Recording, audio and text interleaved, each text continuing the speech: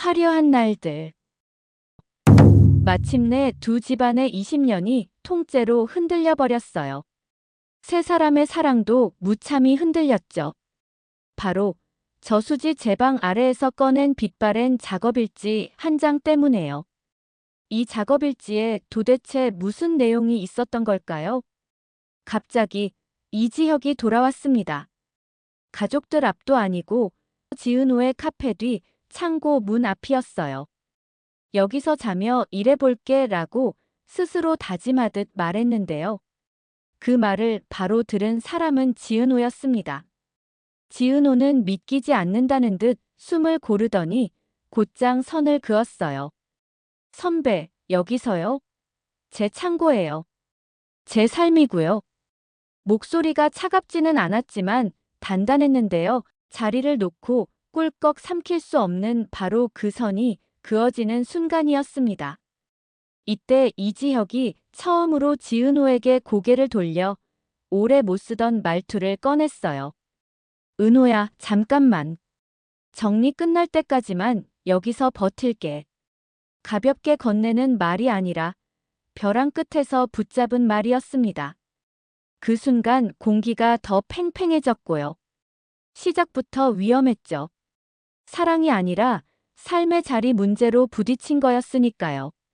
숨막히는 긴장 속에 지혁의 가족들이 모여 있습니다. 결혼식에서 쓰지 못하고 남은 돈이 문제였거든요. 이상철은 그 돈 어떻게 하려고 그래?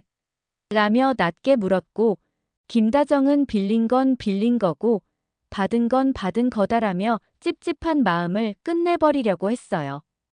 이지환은 형, 내가 벌면 되지라고 큰 소리 쳤다가 끝말을 삼켰고, 이수빈은 채널을 더 살리겠다며 머리를 굴렸죠. 걱정과 실망이 섞인 밤은 유난히 길었고 모두가 잠 못 이루고 뒤척였습니다. 이지혁은 핸드폰 메모장에 두 단어를 써놓았습니다. 저수지, 아버지. 낡은 단어였지만 오늘은 칼이었어요. 다음 날 아침, 지은호는 홀보다 창고 쪽에 자꾸 온정신이 쏠렸습니다. 싱크대 물 흐르는 소리, 빗자루 긁히는 소리, 낡은 매트리스 위 이불 펴는 소리. 사소한 생활 소리마다 마음속 선이 흔들렸어요. 지은호는 스스로 다짐했죠. 정리는 아니고 분리 선배에 대한 감정과 지금의 생활을 분리하는 거라고. 이건 훈련이야. 그때 박성재 메시지가 톤 낮게 들어왔습니다. 은호 씨, 오늘 라떼 제가 가져갈까요? 지은호는 바로 대답했죠. 괜찮아요. 제 라떼는 제가 만들어요. 박성재는 물러나지도 밀어붙이지도 않았습니다. 그래요. 그러면 퇴근길에 10분만 도면 이야기해요. 더도 덜도 없는 다정한 존댓말 한 줄. 밀지 않고 서 있는 방식이었는데요. 그 얌전한 톤이 웬일로 버팀목처럼 느껴졌습니다. 바로 그때 지혁은 저수지를 떠올리고 있었습니다. 오래전부터 머릿속을 떠돌던 그 사건. 이지혁은 그날의 냄새를 퇴직 직전에 팀장이 던졌던 한 줄로 기억하고 있었죠. 우리는 뛰어봤자 벼룩이야. 그냥 모멸이 아니라 입 다물라는 신호였을지도 모른다는 예감이 스멀스멀 올라왔습니다. 이지혁은 바로 움직였어요. 오래된 번호를 뒤지다 예전 노 팀장에게 연락이 닿았고 담담한 만남은 거친 말과 함께 시작됐습니다. 뭘 이제 와서 캐려고. 지갑에서 구겨진 종이 한 장이 나왔는데요. 저수지 보강공사 작업일지 사본이었습니다. 저교엔 안전밸브 교체 지연, 임시 패치 승인이라고 쓰여 있고 맨 아래에 낯익은 이름이 2개 나란히 찍혀 있었죠. 현장 소장 하늘건설 파견 임시 승인 이상철. 이지혁의 손끝이 얼어붙었습니다. 단순한 회사 서류가 아니라 집안의 문장처럼 보였거든요. 노 팀장은 마지막에 툭 내뱉었습니다. 너희 아버지가 혼자 결정한 줄 알아? 위에서 내려왔어. 일정 못 미루면 다 죽는다고. 그게 회사였어. 충격이었어요. 저수지 사건은 일정과 실적이 짜낸 침묵의 구멍이었고, 구멍을 임시 패치로 덮는 동안 하청 결제가 지연됐던 거였어요. 줄줄이 무너진 소상공인들, 그 끝 어딘가에 지은호의 아버지가 있었던 거고요. 이건 추상이 아니라 골이었어요. 이지혁은 종이를 쥔 채로 집으로 달려갔습니다. 문을 연 이상철은 한눈에 종이를 보고 굳었죠. 어디서 구했니? 대답 대신 사본을 내밀자 이상철은 오래된 글씨를 한 줄씩 더듬었습니다. 긴 침묵 끝에 이상철이 아주 짧게 말했어요. 미안하다. 그건 아들에게만이 아니라 며느리 될 뻔했던 누구에게, 그리고 사돈처럼 얽힌 정순이 가족에게 닿은 사과였죠. 이지혁은 단도직입으로 물었습니다. 아버지, 그날 그 승인 누구 전화였습니까? 이상철은 숨을 고르고 똑바로 답했어요. 윗선. 시공사 쪽이었지. 일정 맞추라고. 나는 하루만 버티면 밸브가 온다 해서 믿었고, 믿는 척했고, 그냥 넘어갔다. 그날 이후 누군가 무너졌습니다. 안다 상철의 눈빛은 모든 것을 인정하고 있었어요. 그리고 부자 사이에 처음으로 같은 마음이 생겼습니다. 침묵의 라인을 끊자. 두 번째 클라이맥스였습니다. 이 사실을 들은 지은호의 마음도 크게 흔들렸습니다. 정순이는 눈을 감고 숨을 길게 뺐죠. 그때 그 바람이 여기까지 들어왔구나. 분노만으로는 설명되지 않는 피로가 있었고, 그 피로를 견디는 법을 이 집안 여자들이 이미 알고 있었어요. 지은호는 성급히 결론을 내리지 않았습니다. 대신 선을 고쳤어요. 사실은 사실, 선택은 선택. 사실을 더 보되 선택은 늦추겠다는 각오. 그런데 오해는 엉뚱한 문으로 들어왔습니다. 저녁 지은호는 새로운 사업 때문에 미팅 장소로 가던 길이었고, 카페 옆 골목에서 낯선 장면과 마주쳤습니다. 이지혁이 박영나와 나란히 서서 벽면 도면을 보고 있었고, 이지환이 옆에서 안전을 살피고 있었죠. 박영나는 우아하고 차분한 대학원생 화가, 고성희의 딸이자 박성재의 배다른 동생으로 알려진 인물이지만 그 정보는 그 순간 아무 소용이 없었습니다.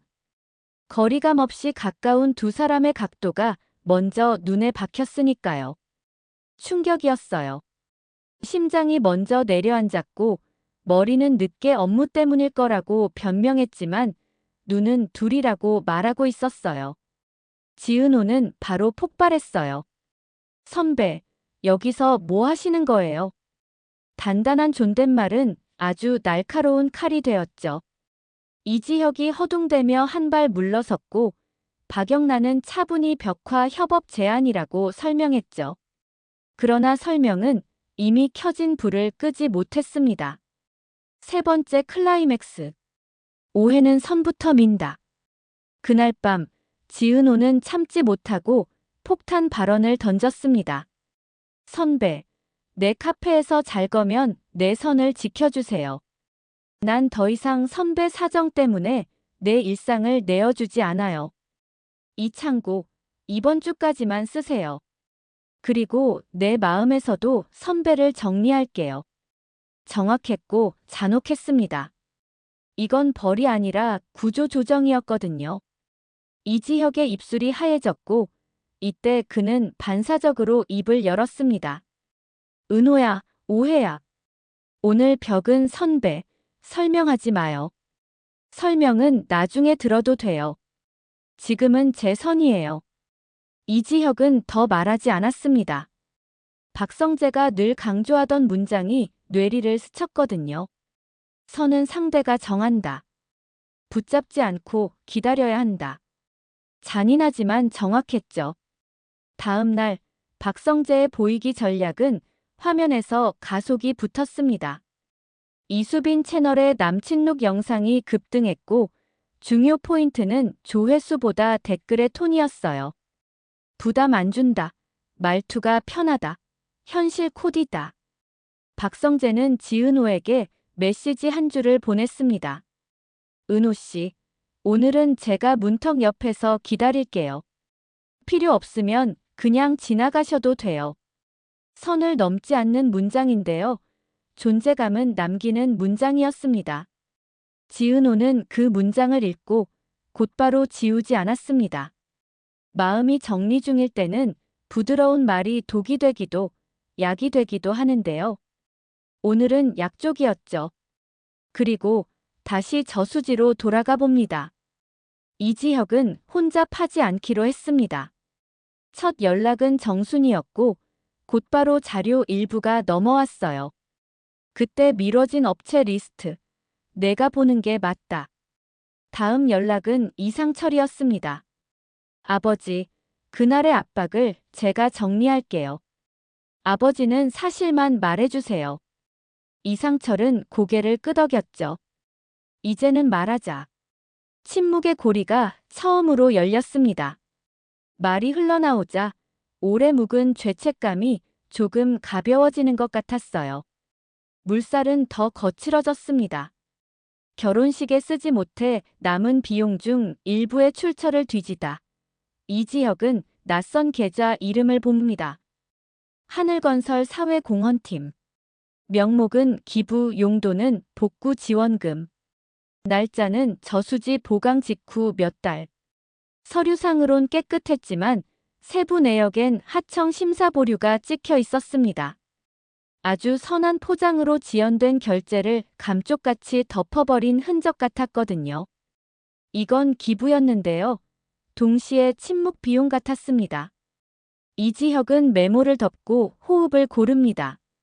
이건 이제 혼자 품을 문제가 아니었죠. 아직은 풀리지 않은 내용이, 숨겨진 내용이 너무 많습니다. 누가 지시했고, 누가 알고, 누가 들었는지는 아직 봉인되어 있죠. 한편 지은호에게는 지혁 선배를 한 번 더 보겠다는 마음의 여지가 생겼어요. 사실은 함께 보되, 선택은 내가 한다. 는 원칙 아래에서 말이죠. 그런데요, 박성재의 다정한 존댓말 그래요, 해요. 괜찮아요이 바로 그 틈을 넓혀요. 밀지도 않고 사라지지도 않는 그 톤. 반대로 이지혁은 배우는 중입니다. 설명 대신 기다림을, 억지 대신 사실을, 밀어붙임 대신 공개하는 것으로 말이죠. 지혁은 자료를 보자, 리스트를 만들자, 행동은 엄청 구체적이고 적극적이 되었습니다. 뜬구름이 싹 걷히고 발밑이 드디어 딱 보였어요. 그런데 순간 이지혁의 휴대폰에 익명 메시지가 뜹니다. 사진 한 장과 메시지 한 줄. 그날 밤 트럭은 2번 왔다. 사진 구석에 익숙한 로고가 흐릿하게 비치고요. 하지만 누군가의 이름을 대놓고 박지는 않았습니다. 다만 색과 형태만으로도 짐작 가능한 종류의 로고가 보였습니다. 지혁은 2번째 트럭은 도대체 무엇을 실었던 건지, 2번째 방문의 대가로 도대체 누구의 인생이 꺾였는지, 그리고 그 연결 끝에 어느 집안이 서 있는지 파헤치기 시작했습니다. 동시에 카페에서는 또 하나의 고비가 놓입니다. 지은호가 결국 버티지 못하고 2번째 폭탄 발언을 해버려요. 선배, 난 내 카페와 내 집, 내 선에서만 만날 거예요. 이 조건이 안 되면 아예 만나지 않을게요. 헤어지자는 말보다 더 차갑죠. 조건과 구조로 사랑을 정리하는 문장이니까요. 이지혁은 깊게 숨을 들이마신 뒤 아주 짧게 고개를 끄덕입니다. 은호야, 알겠어. 너의 선 지킬게. 마지막으로 지혁의 가족 테이블입니다. 김다정은 그 돈 묶인 거면 돌려보내자라고 정리했고 이상철은 더 이상 반대하지 않았습니다. 이수빈은 편집을 끝내고 썸네일에 이렇게 적었어요. 부담 없이 다가오는 남자, 보이면 흔들린다. 박성재는 그 화면을 보며 숨을 고릅니다. 그래, 오늘은 보이기만 하자. 덧붙인 문장은 늘 같았습니다. 결정은 은호 씨가 해요. 저수지의 물결은 겉으로 보기에는 잔잔하지만 아래는 아주 복잡합니다. 작업일지 사본, 임시 승인 서명, 지연된 결제, 기부금 명목의 흐름, 익명의 사진, 두 번째 트럭. 이지혁은 사실의 문을, 지은호는 선의 문을, 박성재는 드러남의 문을 열려고 해요. 세 문이 동시에 열리는 바로 그 순간 삼각의 균형은 반드시 다시 기울 겁니다. 그리고 예상치 못한 아주 구체적인 증거들이 테이블 위에 오를 거예요. 조만간.